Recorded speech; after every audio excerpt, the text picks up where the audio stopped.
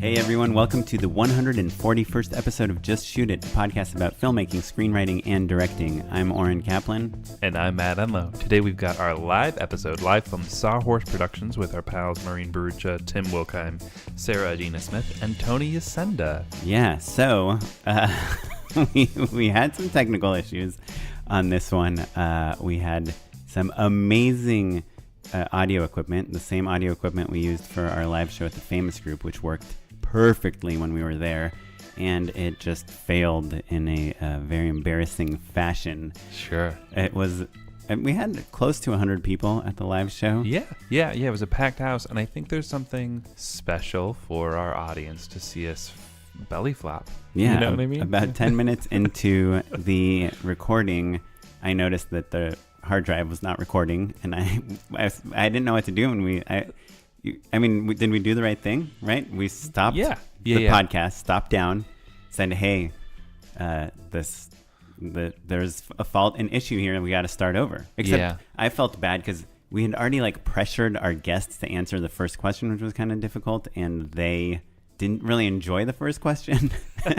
Yeah, I think that maybe one of the hardest things about directing is stopping when people are kind of in the middle of something because it's not going to work. You're the one with that information, and oftentimes your whole crew thinks things are going fine. So it's hard to say oh, I'm so sorry, you were right in the middle of some great inspirational answer, Maureen, but we have to stop. Get closer. No. Worse than that. No. So I have a new plan. This is what directing is like, just so you guys know. So we are going to jump into our live show about 10 to 15 minutes into it. But before we do, I'd love to reintroduce our guests, which we did in the live show. We had 4 amazing guests. They're all working TV directors. Our first guest rose to fame while working at Sprinkles Cupcakes by making short films about the different flavors of cupcakes. And now she directs segments full-time on ABC's Jimmy Kimmel Live. We have Maureen Bharoocha.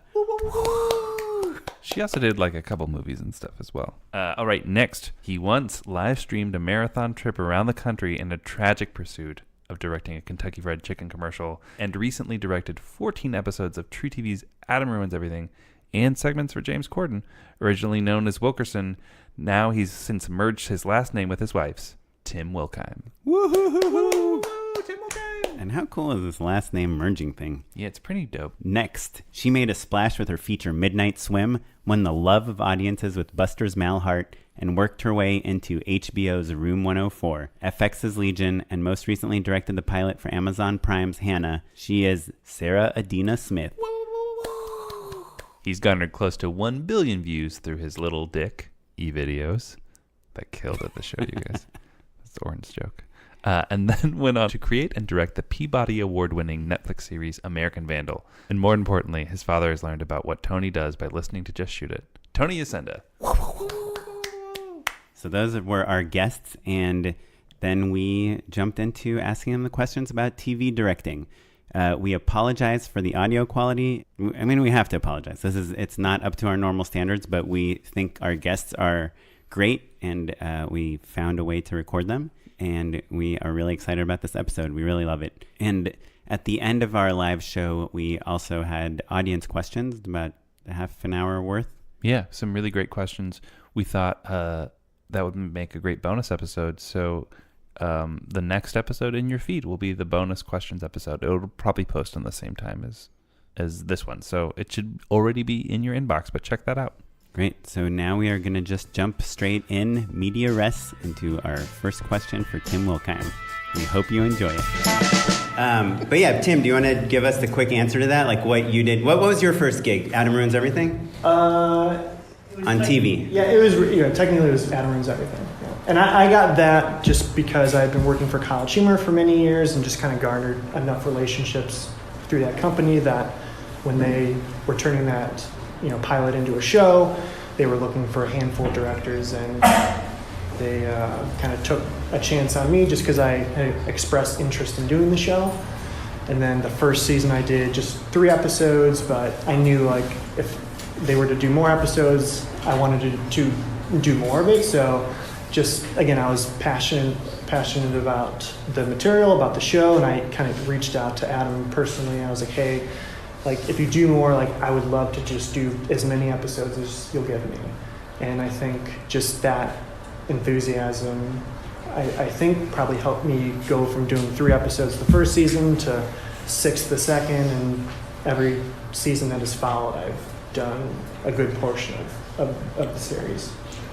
What I love about this panel is that I think if you go down the line, everyone has a very distinct path, right? But that it's still relatively repeatable. It's like, okay, you can do an indie movie, you can invent your own job, you can build great relationships with a production company, or you can sell your own show, right?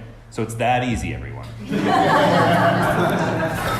Well, Tim, so you direct also late night sketches, right? You're doing a lot of stuff for James Corden. How is that different than directing like for the internet comedy videos? I mean, it's pretty short answer, unfortunately, but it's, from doing College Humor to Corden, I have a lot more money to work with to have enough time to pre-light, to create sets, to, basically any necessity we need for the script, like, we can do that. When, in a College Humor video, it's like we only have like 5,000, so like we can't give you the thing that you really want for this thing. You basically get the prop, the weird prop, or makeup person. But then the trade-off is, with Corden, you have 2 hours to shoot it. So you're shooting 4 to 9 pages in half the amount of time you would for a College Humor video. So that's really like kind of the big difference between the two. More money, less time. And usually you're cutting it, the day that you're shooting. Like I'll get the video assigned on a Tuesday, I prep it on a Wednesday, I shoot it at 10 a.m. on a Thursday for 2 hours, and then we're editing it from 1 to 3, and then it's on air by 4 o'clock.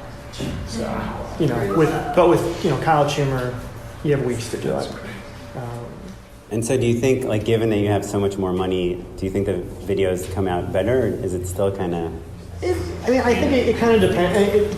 Like, so much of the, who you're working with on Corden is, it's kind of talent-based, because you're always, it's like, let's make a video with Floyd Mayweather, or, who's ever a guest on the show. So it kind of just depends on how good they are and how much time they really want to give to the shoot. I think there's some videos that are better than what I did at College Humor, and some that, weren't as good. So it's just a trade-off. Maureen, I'm guessing the same thing probably goes for the stuff you do at Kimmel. Yeah, it's the same kind of schedule where, they have in-house directors, so we're doing like lots of little things. There's celebrity-based things, and there's man on the streets, there's mean tweets, there's, you could be, I think one time I did like a hand insert on a green screen. Like anything that's like a pre-tape or a cut to is what we're doing, and you're getting your assignments at 10, you're shooting, you're doing all your stuff, and it has to be like noted up to Jimmy back, by 5, and so that's like every day. And then we also have we do integrations, we do commercials, so you have a little bit longer on those, but yeah, it's really fun, and is like just fast paced, and you have to really make those decisions in the moment, and a lot of the people have been there for a long time, so there's some really great talented people that are working on the show, just like making stuff happen.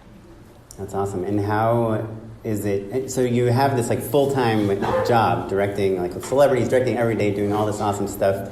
How do you still find time to do your own stuff? Because you're also like making shorts and doing all this I feel like that's always kind of, actually getting Kimmel, I had to be like, okay, I don't have to work and do 10 million jobs on the side, but I also feel like I really like that. So it's not hard for me to be like, okay, I'm working at Kimmel, but then we just had a week hiatus, and I wrote a script, and then I'm working on this short, and then I'm trying to get this other feature. So I work a lot with co-writers. I'll come up with an idea, and then I have my friend Ellen, she's working on this comedy that I'm doing, and then I have another friend Dave that we're working on an Italian thriller, and then I just finished my first drama pilot. So trying to take those things out, and then trying to get some of my own projects up and going.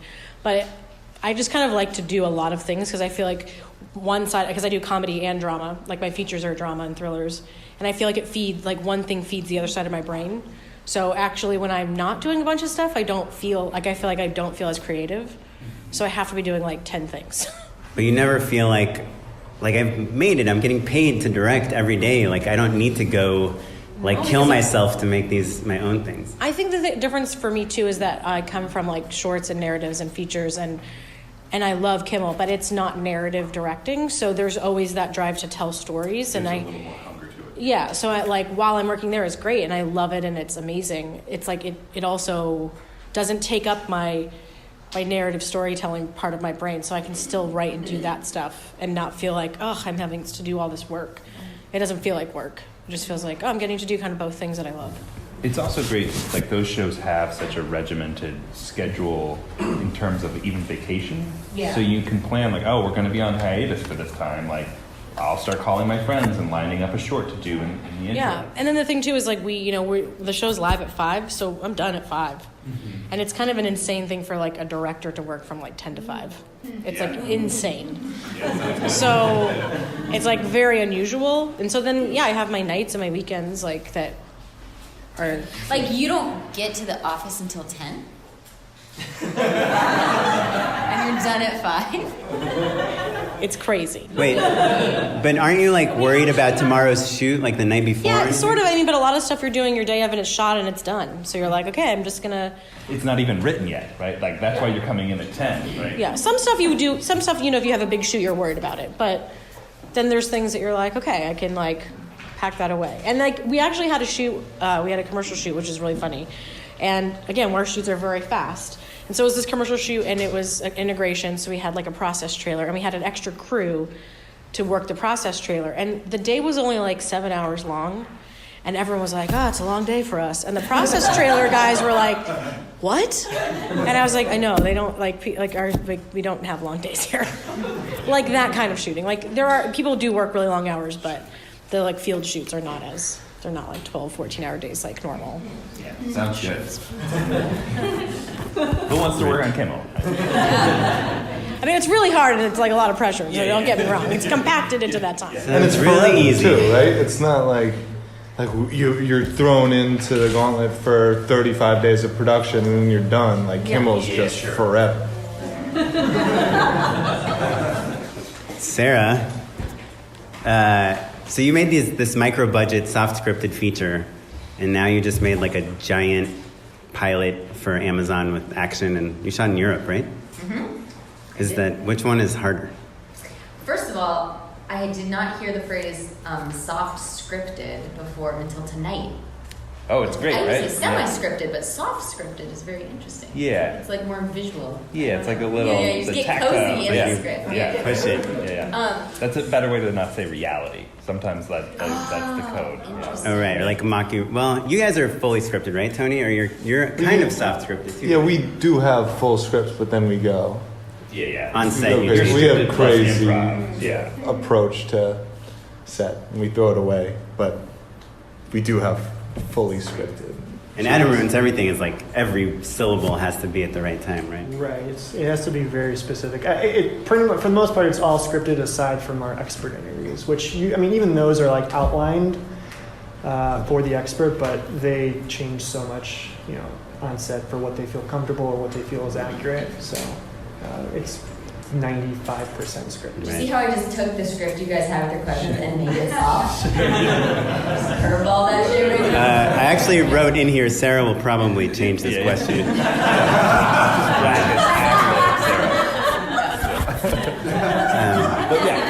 want me to answer the question? Yeah. What is harder? harder? Your indie movie or this insane TV pilot? So I think they were like, it's like sort of both for different reasons. The making of the Midnight Swim was the most like beautiful, easy, magical process ever. But the getting to the making of the Midnight Swim was like 7 years of torture as hell. And like self-loathing. Right, and just a little context, the Midnight Swim, you lost all your funding like a week before you were supposed to shoot, on right? a different movie. Tim just audibly groaned. Yeah. It was for this other movie, but we had already spent money like on casting and like locations for that other movie that fell apart. So then I was like, oh, I gotta just make a movie right now because there's like money that's been spent. And so the Midnight Swim came about because I hustled and wrote an outline and convinced some actors to come to Iowa. But then once everyone was there, it was just Why would someone not want to go to Iowa? Field of Dreams. It was great. It was like this delightful adult summer camp where we just were really creative and collaborative, and it was awesome. And I would love to have another experience like that. And I think then Hanna on the other side was incredibly hard because it was just this epic adventure in multiple countries, and so we were like prepping in different countries at the same time. And it was incredibly ambitious, and obviously the movie, Joe Wright's movie, is so good. So it's like a lot to live up to, but like on a TV budget. And so like also just trying to remind, I feel like it was my job as the director to remind the producers and the network at every turn like what we were setting out to make, and sort of like helping everybody rise to that occasion. And so it was, it took everything out of me. I have this, you can't hear this on the podcast on the radio, but you can see it here. I've got like a white stripe of hair, and that's Hanna. Like Hanna just made my hair turn white. But I also loved it and wouldn't trade it for anything, and it was also beautiful. Can I just ask you, I've always been curious, I guess, like usually in the context of Game of Thrones, how like one director is directing like in 8 different countries. Like how do you just have to trust people? Like you don't show up to a castle and say like, no, we should have the turrets over there, right?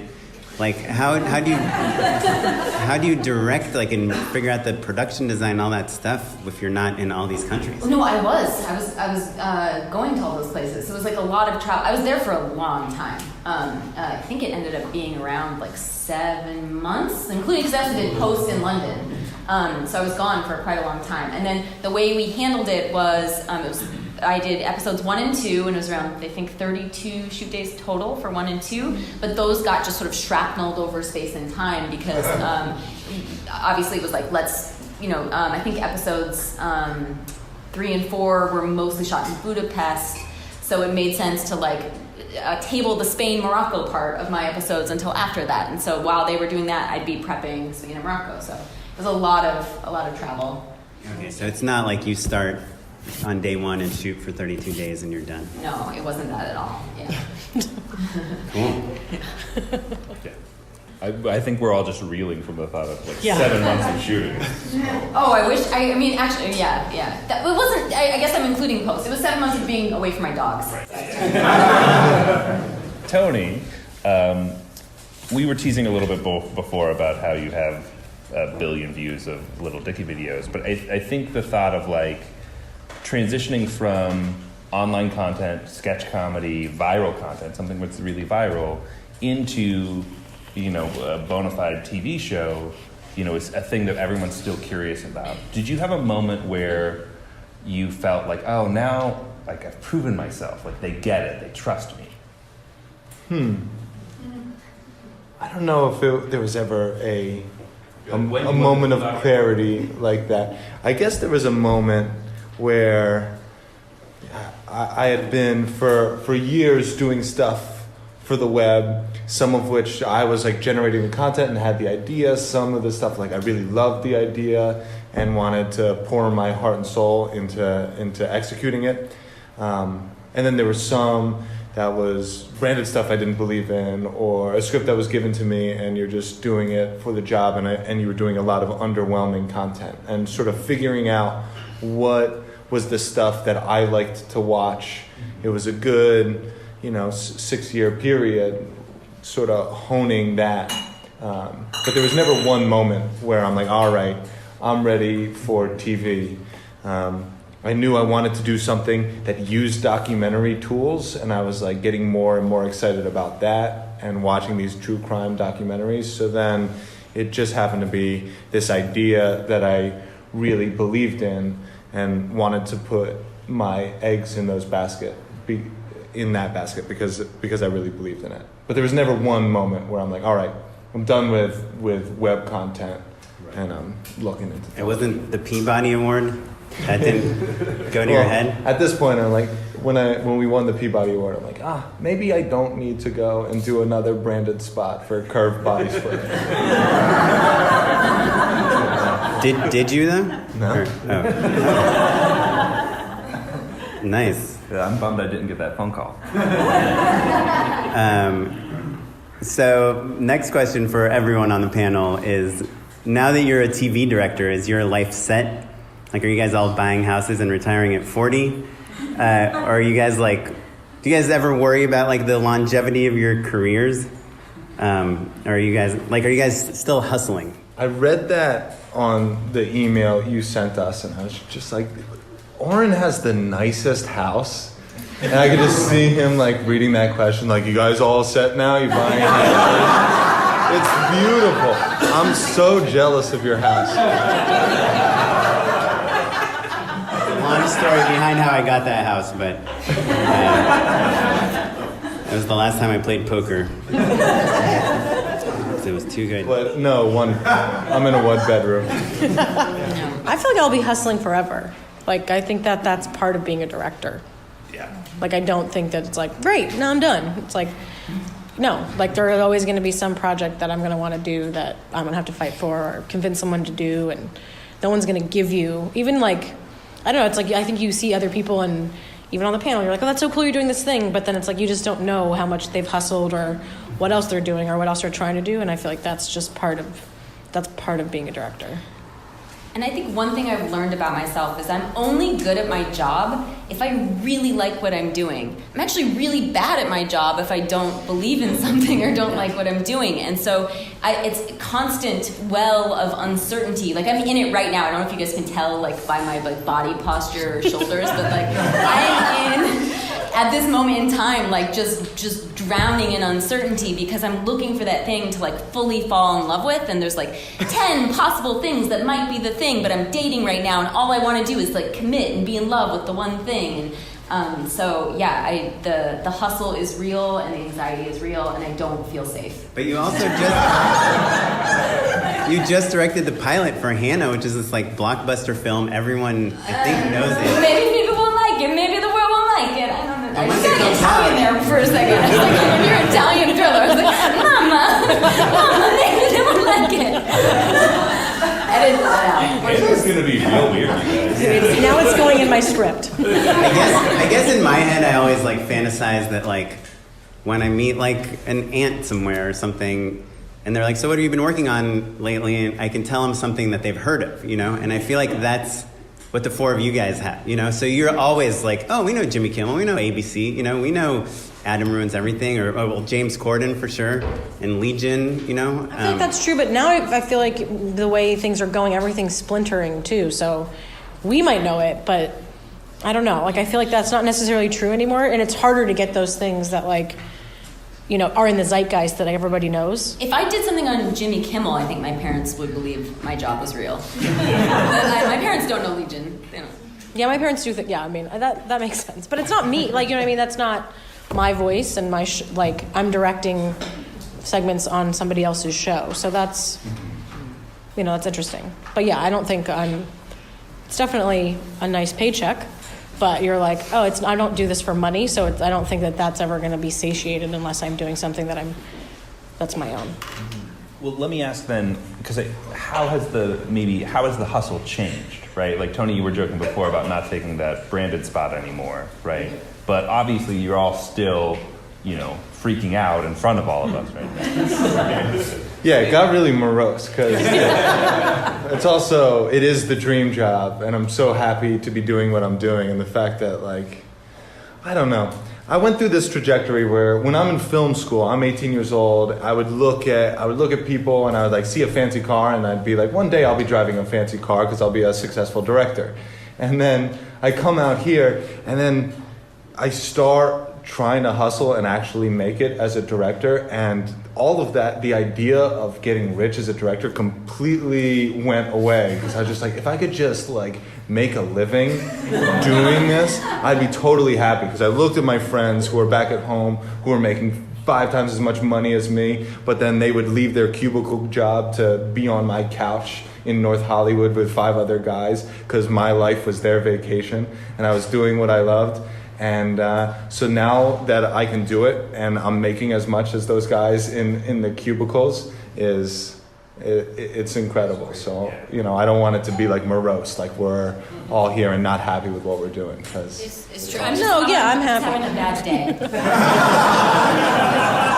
I really love it, and I'm incredibly grateful. And you're right, it is the best job in the world. Yes.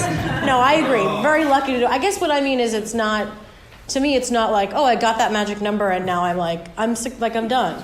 That like the drive, like what's driving me isn't money, it's creativity. So I don't think that will ever go away. Right. I mean, like Kimmel's been on for how many, like 17 years, but it could end, you know, any moment, and you need to like figure out the next thing. And you know, every year that Adam runs everything ends, I'm like, well, that's the last season, so I need to be like writing my own stuff. I need to be making shorts. I need to be pitching on other things, because you know, you just can't count on anything lasting. That even if you're comfortable for 2 weeks, like 4 weeks, you're asking your parents for money. Well, but so I think I feel like I hear like shorts being a thing that you're all talking about. I guess I want to know, like, how has your hustle shifted, right? Like, we all still are always constantly thinking about things, but like, has your thinking changed at all? You know, like, are you like, okay, now I'm going to spend a little more money on this short, or it has to be weirder, or I'm going to ask my famous friend, or like, you know, rather than huge strategy changes. Yeah. You know, obviously when you're starting out, you're like trying so many things, or I did. It's like you're throwing so many things against the wall. And then when you start to like have success, or you're like, okay, cool, like I have that, or I have these things in my pocket. Now you like start to be more strategic, I am trying to be more specific on like what types of meetings I go on, or if I'm writing something, like, okay, who could I sell this to, or, you know, who can be in that, or where can I shoot that? Not that I wasn't thinking about that before, but I think it's a little bit more, there's more strategy. I think I completely agree, and I also think part of it is you find out what you're good at and what's working, what your weaknesses are, and you tend to be around other people who you realize, oh, this person's way smarter than me and way better than me at X, Y, and Z. So, you know, you steer. So part of the strategy is just knowing, like, being able to hone your voice and sort of use that strategically to figure out what you want to do next. To answer our own question for a second, I think I'm the only person up here that has kids, right? Or a kid. And so I do think, I guess to me, like you talk about, Maureen, like it's not about the money, it's about the creativity and it's about the passion, it's about all that. But I do, at least I've seen in my own career, as time goes on, I feel like making something that's like not really good, or that I think the script is really bad before we even start, and if it doesn't pay really well, then like I don't want to take that risk in the same way that I would when I first moved to LA. And I do think like, oh, if I do one commercial a month, then I'm good for the year. You know, like I do think like as a director, you're usually, I mean, DGA I think kind of adds like a layer of protection to you, but you're not like building 401ks or seniority or like all this stuff. You have to worry about staying fresh all the time, right? And if like Jimmy Kimmel gets canceled and you don't get a job for like a year, then you're probably going to like full-on panic mode, right? And stop working on your own shorts. That's when I kick it into high gear. Yeah, so I like that. Like that's when she goes into turbo mode. It's like, again, that's why I work on like 10 things, because I'm like, I don't feel like I worry about that. I'm not worried about like, oh, again, it is nice when you have like, you're making a good income, so you're not worried about that. And I have been able to, with that sprinkles job too, been being like getting paid to do like something creative for a long time. And so I found a way to sustain creativity and get paid.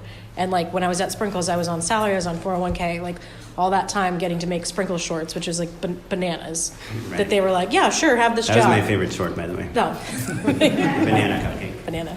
But yeah, so it's like, I guess I don't worry about that because I feel like I'll be okay. Because I know that I'm going to keep doing what I'm doing. Right. Yeah. Yeah, I'm very new to getting like paychecks for directing, and I'm very used to just like constantly living on the edge of ruin and like deep credit card debt. So I'm very comfortable with financial uncertainty, actually, and I'm kind of like you, where I feel I can hustle. I can like go back to like making drawings and like selling them on the street, and I feel like I could just do something creative and probably scrape together a living if need be. So, which is I think that's freeing because, I mean, I think if we had children, we might feel differently. Yeah, And for sure. Sounds to me like you should get rid of your children. That is one thing I'm working on. But the other thing, to Tony's point, is I think everyone should invest in real estate. It's really the way to like have a little bit of a His house is plan. so nice. Okay, so everyone go out and make movies and buy real estate. That's it. Yes. I mean, Francis Ford Coppola makes more money on his wine business than all his movies combined. So, Yeah. if you don't love movies, don't do it. I love wine. I should think about that. I feel like I start to freak out about 30 minutes after I'm done with whatever my last job was. I get like a 30-minute grace period, and then I'm insane. Right? I feel like sometimes I worry about just getting stuck, like doing something and being too comfortable. Maybe that's my problem. Yeah. You know what I mean? I don't want to ever get too comfy. Yeah. Yeah, I think that's a really good point because it was kind of easy to move from, 19-cent burritos and sharing a house with 5 guys in the valley and like slowly moving your way up. But I have a tremendous amount of respect, and it's not something I've ever done, of like having any sort of comfort and income and then throwing that away for the dream. So people who do that, I have a lot of respect for that. But it was easier for me to just come from film school, start at the bottom, and slowly chip your way up. Yeah, I do think there's like, I think of that early time where your standard of living is so low, you're like used to being broke and all of your friends are broke, as a resource, like a finite resource where you're willing to put up with just like struggling and therefore working for free with your friends and vice versa. Like there are a lot of great people who make their first film in that little twilight because like it doesn't cost them anything because everybody is so broke that it doesn't matter. So think about that, everyone. Well, so back to making a ton of money directing TV. Tim, you've done a bunch of seasons of Adam Ruins Everything, and that show has like such a specific format and a specific look. I don't know if you guys in the audience have all seen it, but it's really good, but it's got such a voice. How do you like evolve that voice over the course of the seasons as a director? I mean, I think the good thing about that show is Adam's very aware of it. He wants the show to always feel fresh and different, and I think they kind of ingrain that. They ingrain a lot of the style almost into the writing of like, hey, we want this season to have like a bunch of different flavors of like, we want one episode that feels like it's a episode of CSI. We want another episode that feels like it's we're in the world of a sitcom. We do so many genre parodies within the show that I think within a season we're doing 20 different styles. So they make it easy to not make it feel like the same thing over and over. And they encourage to be pushing the show on a technical level and making it feel different, even just beyond what is written on the page. So I mean, for years, I'd always said, like, I want to do a full act that is just one long, continuous take. Because a lot of our show is, long oneers that, really, like, the longest is about, like, a minute and a half. But for years, I was like, I want to do, a 6-minute unbroken take. And, the third season, I finally was able to, like, find the right act where I was like, I think we can make these sets all work within the same space. And like they were completely supportive to do that and take it's like a little bit of a risk to dedicate one full day to a 6-minute shot that we did probably 13 times and basically killed our Steadicam operator because we only had one. He had to operate with a teleprompter on his rig. Oh my God. They encourage to like keep pushing the show. So an upcoming episode I'm doing that I'm prepping right now is there's 2 different versions of Adam, and another thing I've been pushing a lot on the show is getting a motion control rig, and that's just something we can never really afford. But from the beginning of the first block, we knew this episode was going to happen down the line, so they kind of allotted enough money for us to do to get this really expensive piece of equipment that we normally can't afford. And we're even budgeting an extra day for the episode just so we can really make sure we get enough shots and do it right. Cool. Yeah. I actually have sorry to cut you off, Matt. But I have a personal question. Like, how, to anyone who wants to answer it, like, how much do you think people appreciate these one-ers? Like, we're always fighting for them. We're always like, it would be so cool to do this scene and like, Probably no not as cuts. much as we do. I think no one does. I don't think any, like, I was really, like, when that one act we did in Ad Ruins Everything, I was like, I really hope that True TV uses that, that clip as the clip they promote the episode with, but, they cut it up into like a 2-minute part and, showed a different, showed one of the different acts. Like, I don't think, fortunately, I don't think the normal people really kind of appreciate it, like people that are kind of in the business. But do you think that's the point, though? I mean, I feel like the one-er, like, if it's part of the thing, it's like, even if they're not appreciating it, like, oh, that was really cool. I think that's better because you're like, it's just adding to like the feeling or the tone or whatever's happening in that scene. So I think it's in a way it's better that they're not appreciating it on like a technical level.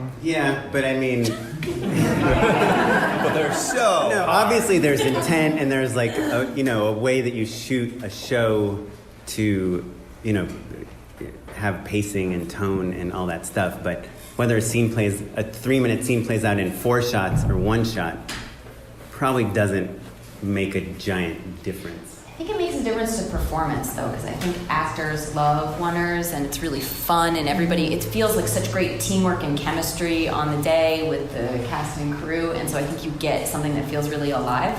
Yeah, there was definitely like an excitement on that day where everyone like really wanted to like bring their A game forward, and they didn't want to be the one that messed up their line or messed up their mark, and when they did, they're like, oh, I'm so sorry to like the entire crew. That's like, we got to reset. So yeah, I agree. I think about that all the time with Russian Art. Has everyone seen that movie?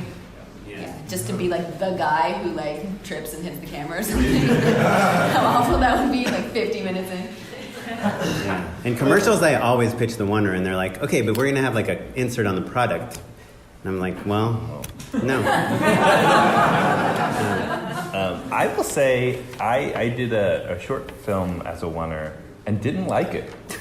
Yeah, because you can't edit it. You can't edit it. So like all the things that like you use, the toolkit of like punching up comedy, you can't do anymore. And I was like, I'm never going to do this ever again. Just add fart sounds. I do see your point, though, that there could be some part of it that's like a vanity thing where you're like, hey, guys, look at this. I'm doing a one-er. But there are certain situations where it elevates it. But I don't think that's like with every tool in our toolkit. Like you could have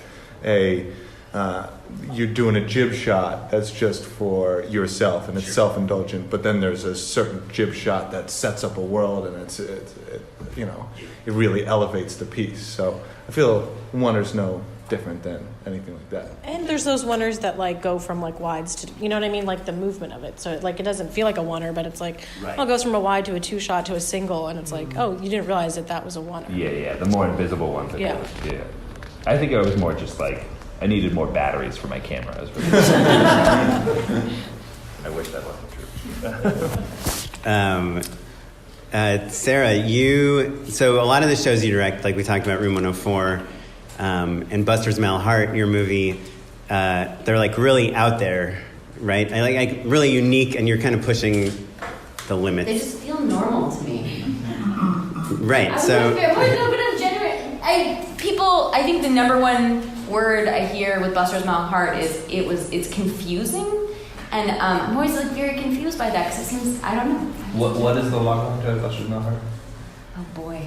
Well, I don't know what the official one we released was, but I always think of it as a story about a man who was born with a bad heart, like a mal heart, not meant for this world, and anyway, something happens, and it's about he ends up splitting in two and tearing space-time a new asshole. Well, yeah, a good long line. Yeah. But that's pretty straightforward. Well, so when Not you're that working, confusing. so when you're working on TV, where you're just like one piece of this whole thing, like how far can you push things before people are like, no, she's too crazy, let's not have her direct this thing? Yeah, no asshole tearing. Well, so like once I already have the job, like how do I not get fired, or like Yeah, I mean, I guess do you have a way to gauge like how far you can push a concept? I usually push pretty far. I push pretty far. I feel like I mostly get what I want because I'm just relentless and very stubborn. But I think on Legion specifically, I remember I think I pitched like a very expensive visual effects sequence that was like, oh, just like $100 million that we like spend right here for these 2 minutes, and I think that I got a firm no on that. But for the most part, I've been lucky. Like with Legion, you know, the whole idea is how do we break the mold? And Noah Hawley always says, you know, he doesn't want you to just shoot the script. He wants you to come and surprise him and do something weird and different. So I think with that show, it was just, I was more nervous that I wouldn't be able to push it enough. Mm-hmm. Oh, that's interesting. So did you find yourself like kind of second guessing anything because it wasn't weird enough?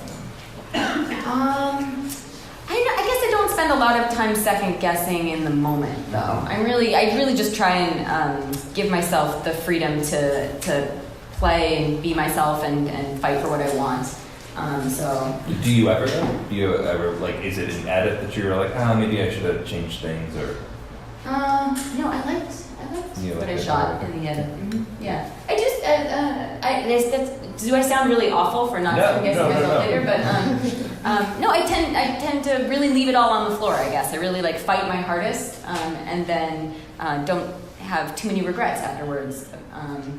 Yeah, certainly. I wish sometimes I'd had more time or more money or something, but I always feel like I give as much as I can, given the circumstances. This is for everyone.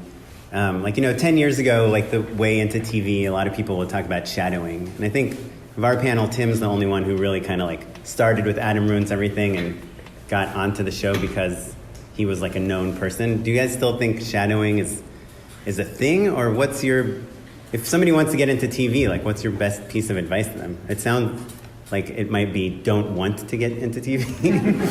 But is there anything like a little more like actionable that any one of you guys can think of? I actually have I have someone shadowing me this block in Adam, and apparently NBC offers a shadow fellowship that the goal is, you know, they're going to assign you a TV episode by the end of your shadow program. So, you know, if you make it through that, and if you get accepted to that, then you're on your way already.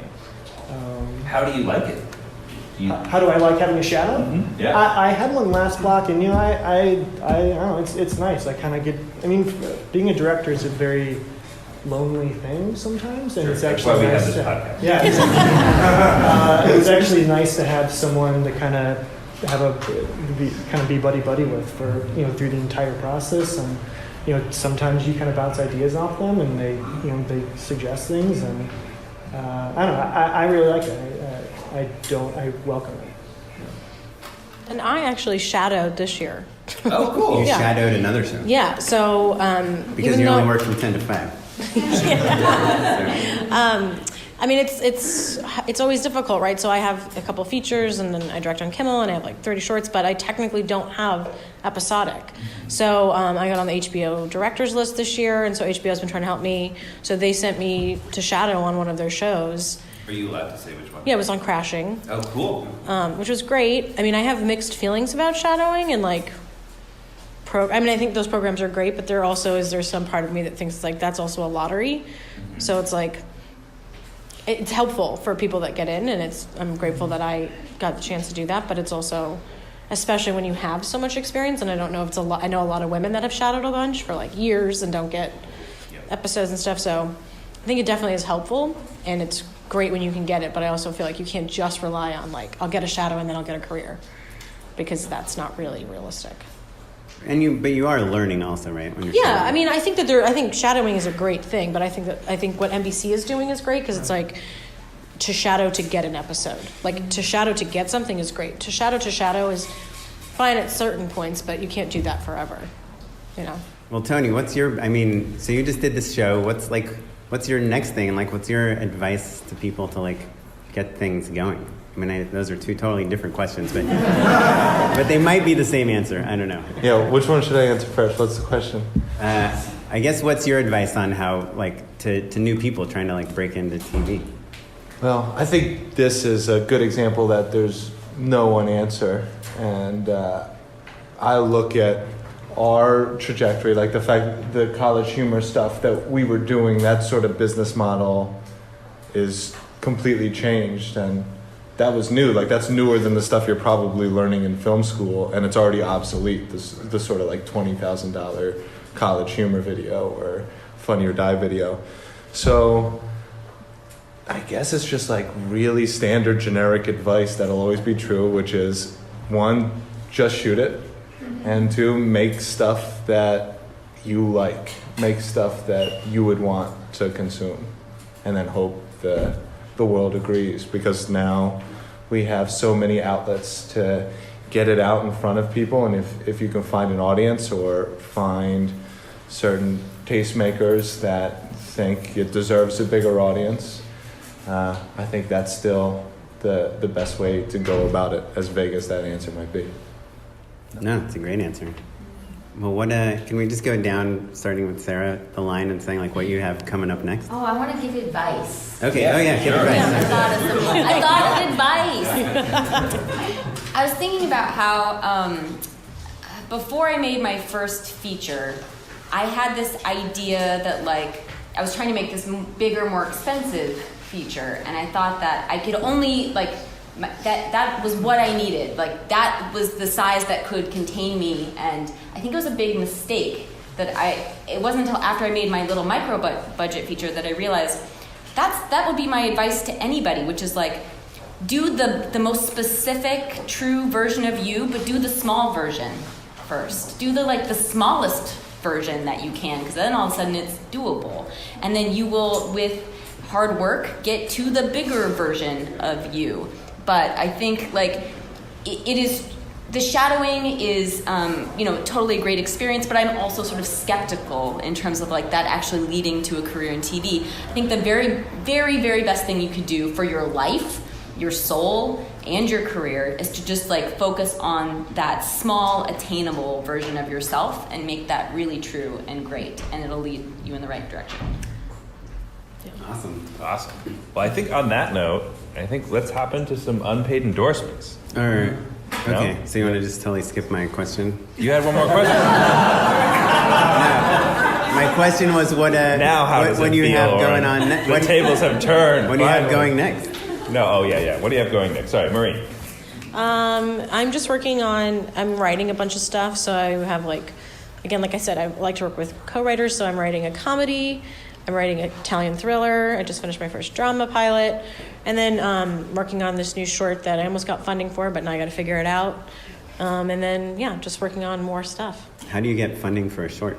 Well, and everybody should check this out because this was something cool, but the Refinery 29 Level Forward program that they did, I got pretty far in that, and I had a short that I have a feature version of it, but I wrote a smaller version to, like, shoot first as, like, a sizzle or a proof of concept. So that's one thing, but all the shorts I've done myself, I've always financed myself with, like, a tax return or just no money. So file your taxes soon, guys. Yeah, I never put money away. I just, like, make a movie out of my tax returns.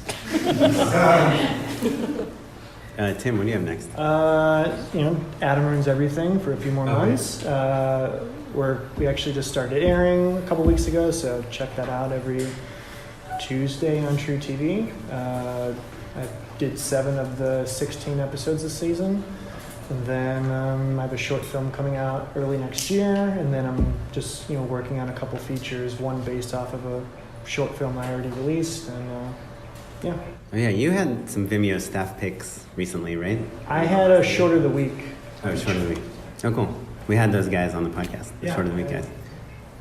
You should definitely check out Tim's shorts because they're not super expensive, but they're, like, really good, right? I mean, it's like an example of, like. Yeah, I mean, one was had a decent budget. The other one, the KFC thing I did was for a few $100. All right, but the camping one, when they're camping in the house. Oh yeah, that was like $6,000. Yeah, they're awesome. Tony, what about you? It's kind of interesting to be answering such an exciting and terrifying question in front of so many people when I've been saying the same answer for the past like 2.5 years. But I guess, first of all, we are hoping that legal stuff gets sorted out so that Vandal 3 can find a new home. But I'm also really excited to go on to something else, and we have like TV projects we're working on. It's been fun going back to my commercial company and saying like, hey, I can work now. Working on a music video and just, but yesterday I just walked for 7 miles brainstorming, thinking about what I want to do next. And it's been a long time since I've had the freedom to do something like that. So it's a little terrifying and a lot exciting. Just to ask a second follow-up question, your music videos lately have been pretty big, like that Freaky Friday video, which has like 400 million views. Something last like we that. checked, more, 450. Did you know? It's the top charting comedy song of all time. No way. Yeah, we just found more that. than any Weird Al song. Weird Al, White and Nerdy was his top one, and that charted at number 9. White and Nerdy was his top. Yeah, that was his top, and then Freaky Friday was number 8. Wow, that's insane! Congratulations. I'm pretty excited about that. I got a plaque. There's a plaque in my apartment. So how long do those videos take to prep? Yeah, they're a lot of work because we know like the visuals are so important to his music more than almost any artist. Maybe OK Go is comparable, but really like until you see the visuals, it doesn't totally click. The video is the product. And then you can listen to that song. You can listen to Freaky Friday now and just like have that image, and it's you go to any bar on a Friday and you're gonna hear that now. So it's cool to be a part of that, but because of that, the stakes are really high, and a lot of times Dave is spending his own money, so you got to be really wary, and it's super stressful to be working with people like that, and it's invigorating in a whole different way. Were you inspired at all by Rebecca Black's Friday? I think our video was even better. Perhaps. Cool. And Sarah, you never answered the question. I was avoiding it. I want you to teach me how to get views on things. I feel like that's amazing. Was it, you said 400 million views? Like 450. Yeah, there's a lot of dumb white guys who watch YouTube. So maybe just for the wrong audience. Yeah. I am reading and writing a bunch of different things and taking meetings. Like I said, I'm sort of like in this dating process right now where I have a bunch of different things I'm excited about, but sort of wondering what's going to be the one I give my heart fully to, I guess, as a director leading onto a project. So I just have a bunch of stuff in development. But Cool. Can I ask one last dumb question? Can you get who's like the coolest celebrity you've worked with, Tony?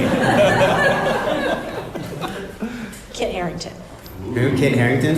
Is he nice? Yeah. He was really great. What do you got, Tim? I'm gonna say I worked with Weird Al recently.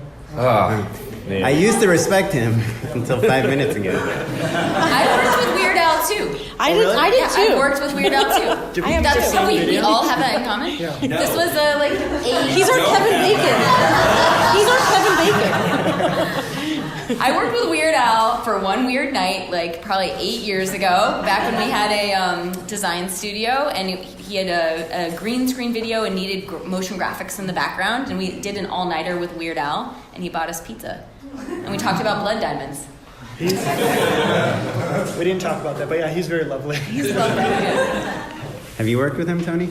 I have not. I'm so jealous. Matt and I both went to his concert recently. That's true. Yeah. So we've got that going for I have us. tickets for the next one as well. No. That's too much. Yeah.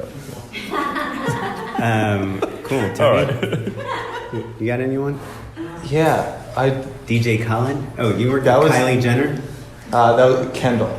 Sorry. sorry. That was cool. Going to the Jenner household was cool, in and out. Also, like, we flew to Columbus, Ohio to shoot with Ed Sheeran for the Freaky Friday video, too. Yeah. They were all like... I thought he was from Columbus. That makes sense. It was at their arena, and we just, like, got to shoot the stadium, and we got to see the show, and I was never, like, a big Ed Sheeran... But he puts on a show. I would recommend...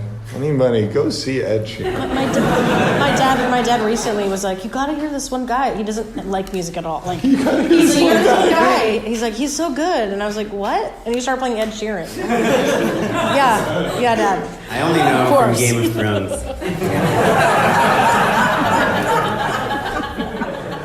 3, 2, 1. Unpaid endorsements. Da da da da. We have a theme for our endorsements because there's so many of us, and it is what is your favorite Los Angeles coffee spot to take a coffee? Or bar. Or a bar, yeah. Or you can give us one of each. Yeah. Tony, you want to kick it off? But drink at a bar and coffee at the coffee shop. Can I just do one? Sure, yeah. Republic of Pie in North Hollywood. It's like a real cliche, but I would go there all the time. Yeah, that's a good spot to like see someone working on their screenplay. Yeah, it's everybody. We're the worst. It's all the same person with different scarves and stuff. But good coffee, good environment. I like it. Probably Jay's Bar. That's like the only bar I go to like meet up with writers or other directors. Where's that? It's on Sunset in Silver Lake. Jay's Bar? Jay's Bar. Yeah. Have you been? Oh, Yeah, I live in Silver Lake. I've never heard of it. Great. Garage Pizza. Tim and I had beers there one time. Yeah. So the owner of Jay's Bar also owns Garage Pizza, and they have what's called a Marty McFly, which is where if you get too loaded at Jay's Bar, you can order a pizza delivered to your place and hitch a ride with the delivery guy home. I don't know that might be an urban legend, but I told everyone. It makes sense. Yeah, pretty great. Yeah. I frequent Commissary Coffee because it's right by my house. They have really great coffee and they have a really good chocolate chip cookie. Mm-hmm. Oh, that is important. Great breakfast burrito too, actually. Yes. I like Amara Kitchen. Oh, yes. Highland Bar? Yeah, you can usually get a table that's relatively quiet, you have a nice conversation, good vegan food. Yeah, it's awesome. You got one? I have one. I can go first. For meeting, I like Paper or Plastik. Do you guys ever go there? Yeah. That place is great. You can write there, and also it's kind of it's a good like west side coffee shop that's not so far west that you're stuck on the other side of the freeway. Did I tell you about my app idea? It's called Half and Half, and like you put in basically like their address and your address and like what time you want to meet, and it tells you what coffee shop to go to that's not in a neighborhood that you will get killed in. Someone's going to steal it now. I mean, please, someone steal it. Oren's not gonna make Well, it. I figured if I made it, Yelp would just like rip it off, so I can have it. There's this place, they serve alcohol and coffee. It's called Semi-Tropic. Have you guys been there? It's in Echo Park. It's like I drove above it. It's like under this bridge, kind of. I drove above it for like 10 years, and then someone told me about it. It's pretty awesome. Check it out. They don't let kids in there, so don't bring your kids. Cool. Well, thanks, everyone. Thanks for coming. Sorry about all the technical issues. We hope it didn't ruin the night for you. Yeah. And if you're loving this episode, we're going to do a bonus episode of listener questions. So Or audience questions. Audience questions, pardon me. So stay tuned for that, everyone.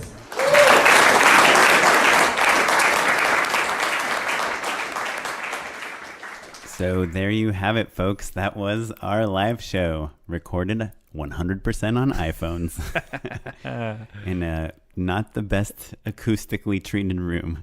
Yeah, it has its charms, though. It feels like our listeners were really there now. They know how hard it was to hear in that room.